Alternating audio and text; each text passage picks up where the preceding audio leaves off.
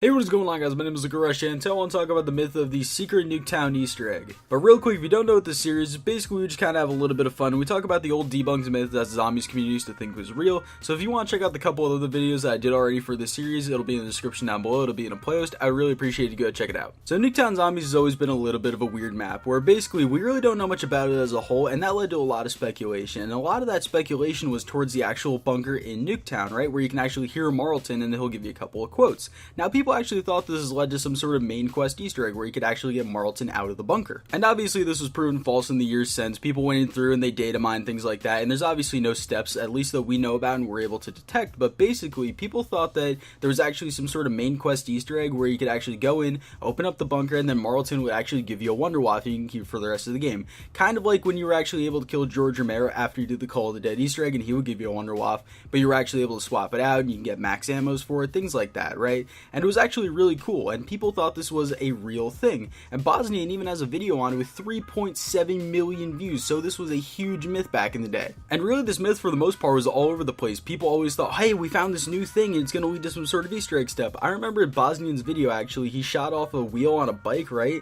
And he thought that that actually coincided with one of the little insignias on the bottom of the Nuketown sign, and that there was some way that would actually correlate to, you know, some sort of Easter egg step.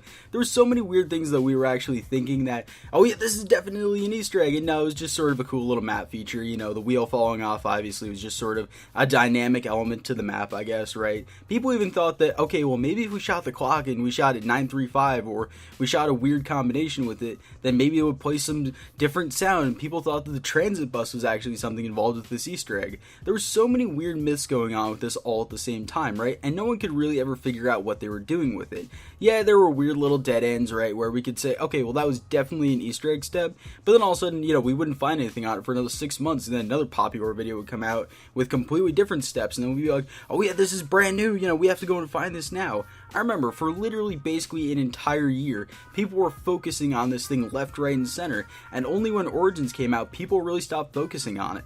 And then one of the more popular beliefs was actually, okay, well, when we hit round 25 and then the moon Easter egg is actually solved, which if you don't know, basically moon and Nuketown take place at the same time, that when the eyes of the zombies actually turn blue on round 25, people thought that, maybe that's when we can activate it, and then we have to do all the steps then, and then maybe the mannequin can't be there, or maybe the mannequins come to life, something like that.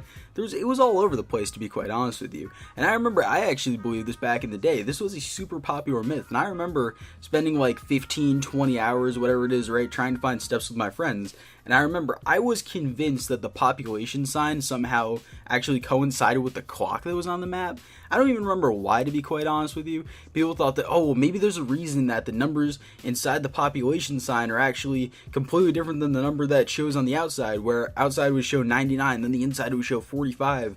People were convinced of all sorts of crazy stuff, right? That's why I love Nuketown, because it's a hard map, right? And then it's shrouded in so much mystery, and there's so much that Treyarch can actually continue to do with it, and they can actually bring it back into the fold of the newer zombies maps. They can really make it canon again, and they can make a really interesting story out of it. But I guess we're gonna have to wait and see for Treyarch's next game if they do bring Nuketown back into the fold. It would be really interesting if they did, to be quite honest with you. But I think that's gonna do it for me, guys. I do hope you enjoyed the video. Leave a like if you did. Subscribe if you guys are new around here. Go in the description, actually check out everything that's down there. Follow me on Twitter, follow me on Twitch, whatever, right? Check out the playlist for the rest of these videos in the description. I'll update every time I do another one of these new videos.